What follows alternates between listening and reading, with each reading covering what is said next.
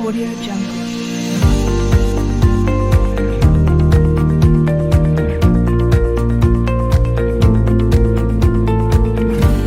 Audio Jungle.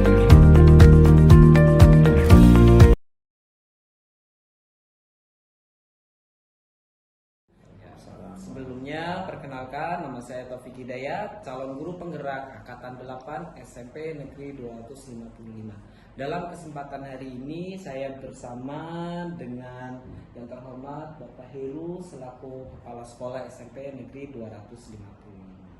Nah, pada kesempatan hari ini saya akan mencoba belajar sama Bapak ya Pak ya, belajar sama Bapak tentang bagaimana Bapak cara mengambil keputusan ketika dihadapkan dalam situasi dilema, ya Pak ya, ada dilema etika, ada dilema bujukan moral, gitu Pak. Nah, di sini ada beberapa pertanyaan Pak ya, ada beberapa pertanyaan dari kami, nanti kiranya Bapak bisa menjawab sesuai dengan pengalaman yang Bapak alami. Mohon izin Pak ya, saya untuk pertanyaan nomor 1, selama ini Pak, bagaimana Bapak dapat mengidentifikasi kasus-kasus yang merupakan dilema etika atau bujukan moral? Yang kedua, selama ini bagaimana nih Bapak menjalankan pengambilan keputusan di sekolah Bapak, terutama untuk kasus-kasus di mana ada dua kepentingan yang sama-sama benar atau sama-sama mengandung nilai kebajikan. Dan yang ketiga, langkah-langkah atau prosedur seperti apa yang biasa Bapak lakukan selama ini, seperti itu. Dan yang keempat, hal-hal apa saja yang selama ini Bapak anggap efektif dalam pengambilan keputusan pada kasus-kasus dilema etika, seperti itu Pak. Wah, luar biasa. Iya. 4 pertanyaan itu juga udah kenyang ya. Iya. Sudah luas itu. Gini, menghadapi persoalan-persoalan yang dilematis, tentu saja kan harus dipikirkan siapa yang memikirkan, si pengambil keputusan. Siapa si pengambil keputusan? Kalau yang mengambil keputusan itu ada di dalam kelas, ya tentu saja guru. Kalau siapa si pengambil keputusan itu ada di satuan pendidikan, tentu saja adalah kepala sekolahnya. Guru ke depan terkait dengan Merdeka Belajar, tentu saja terkait dengan episode 1, 2, 3 sampai episode 25. Karena itu bagian dari satu sistem di mana seorang guru penggerak, kepala sekolah penggerak harus menjadi pemimpin, leadership-nya, di mana kepemimpinan di dalam pembelajaran baik di kelas, bagaimana kepemimpinan pembelajaran dalam satu pendidikan, bagaimana kepemimpinan pembelajaran secara nasional. Nah, ini semuanya memungkinkan ke arah sana.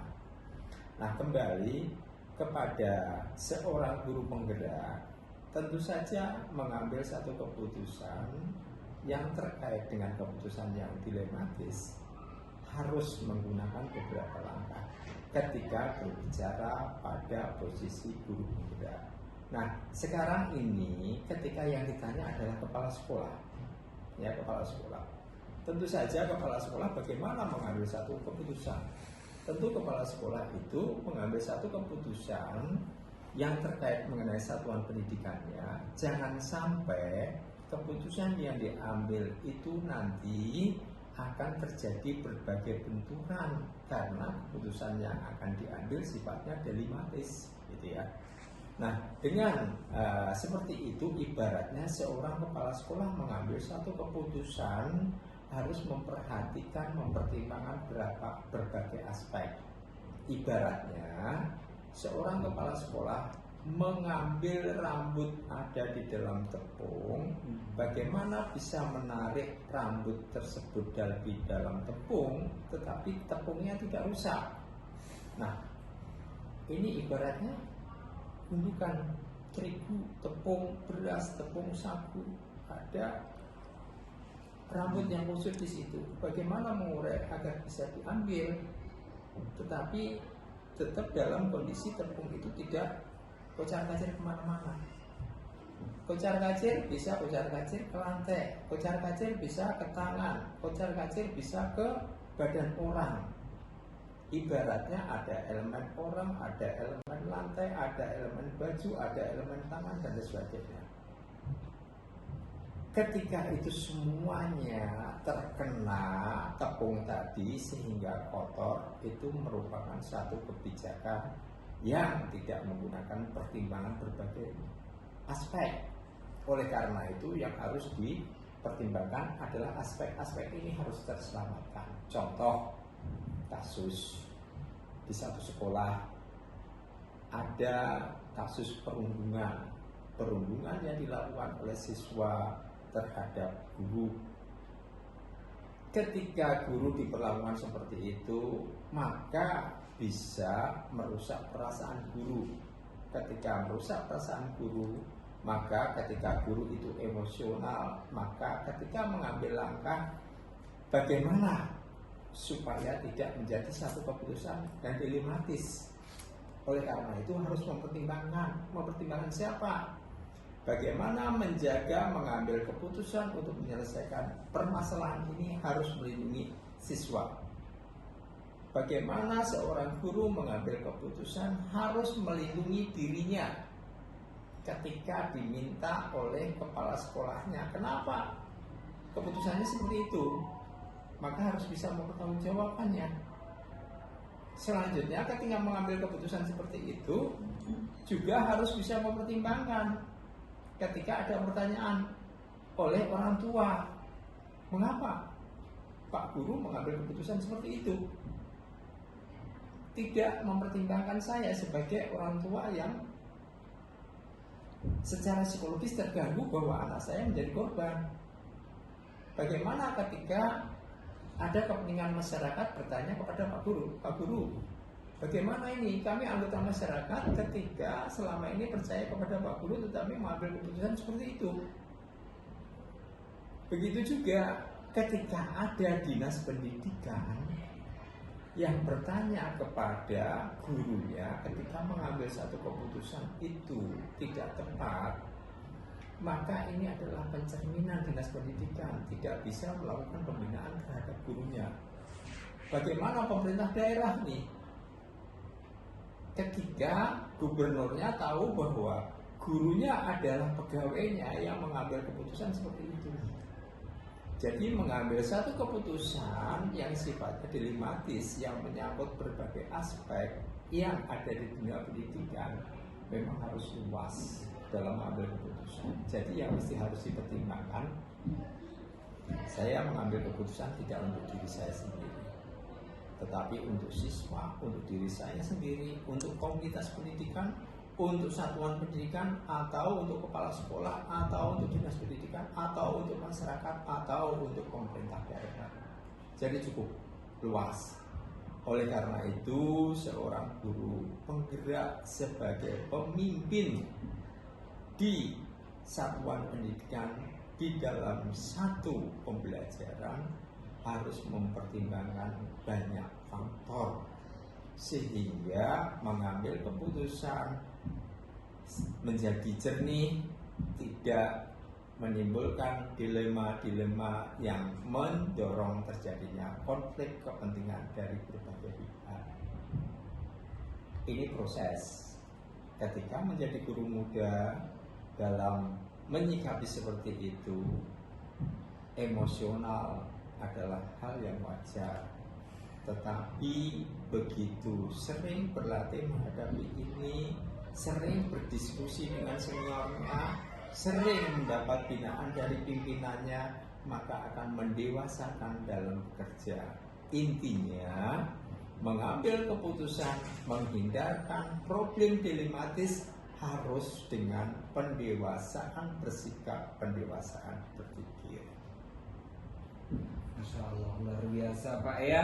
Nah, di sini saya bisa menyimpulkan dari jawaban Bapak, berarti dalam mengambil keputusan itu murni bukan urusan mementingkan kepentingan pribadi ya Pak ya. Betul.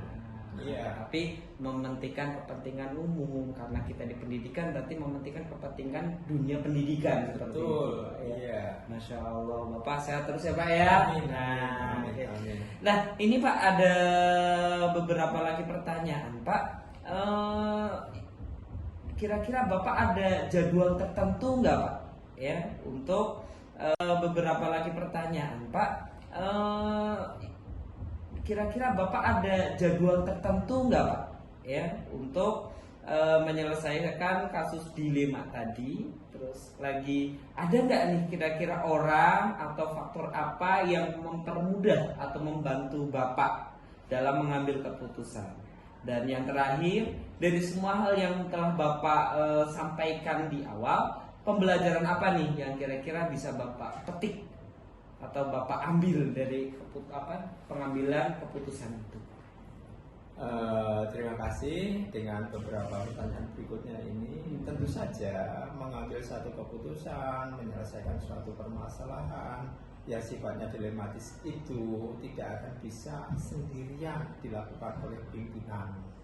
Pimpinan adalah manusia pada umumnya seperti biasa. Tetapi ketika pemimpin itu punya jiwa leadership, bisa menggerakkan subsistem yang ada menjadi satu kesatuan, menjadi satu tim, menjadi satu kekuatan bersama, maka akan menjadi lebih baik. Kuncinya ketika seorang pimpinan itu bisa menggerakkan subsistem atau elemen-elemen pendukungnya itu menjadi satu kesatuan, tentu saja kepala sekolah sebagai pimpinan harus membina hubungan baik dengan bawahannya.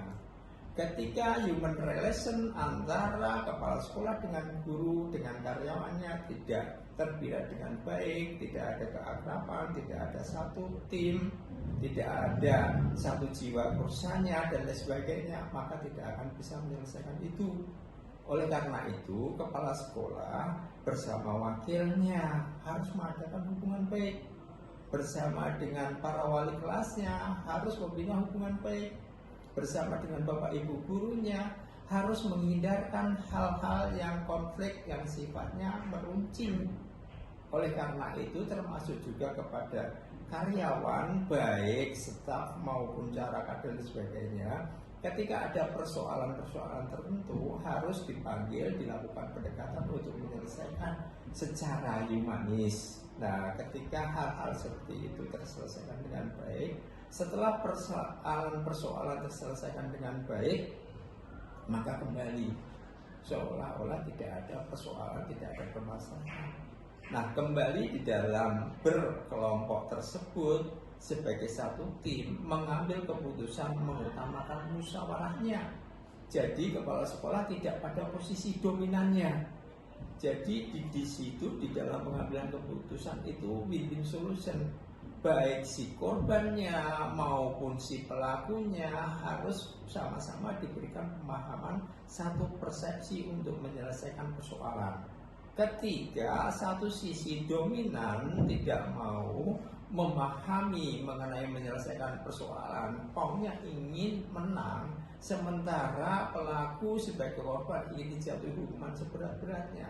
Ketika seberat-beratnya itu tidak setimpal dengan norma yang ada, nah ini tetap akan menjadi suatu ketidakseimbangan sehingga memunculkan persoalan baru. Oleh karena itu di dalam penyelesaian ini harus win-win solution, musyawarah, berdiskusi bersama-sama, duduk bersama untuk menyelesaikan masalah. Nah, dengan demikian maka keputusan yang sifatnya dilematis itu akan terhindarkan. Ketika ini terhindarkan, satuan pendidikan akan bisa berjalan dengan baik. Luar biasa Pak ya. Mohon izin Pak sedikit menyimpulkan. Berarti di awal Bapak menyebutkan seorang pemimpin juga manusia ya Pak ya. Betul. Berarti seorang pemimpin juga mempunyai kekurangan dan pastinya punya juga kelebihan. Dan untuk menjalankan dan mengambil keputusan yang sifatnya dilema, tidak sampai ke dilema, perlu yang namanya satukan visi Pak ya. Untuk satukan visi, untuk satu visi perlu namanya kolaborasi dan komunikasi seperti itu Pak ya.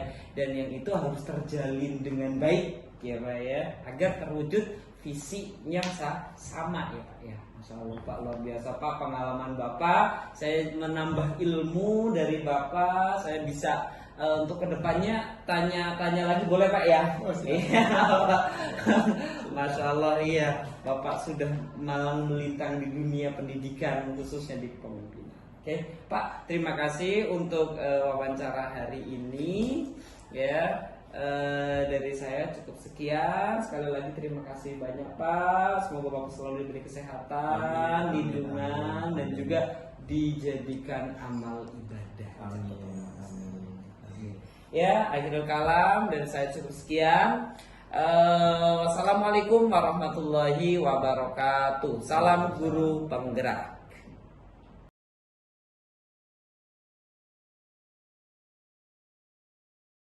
Oke, maaf Bapak ya, saya izin untuk saat ini saya akan mengajukan beberapa pertanyaan.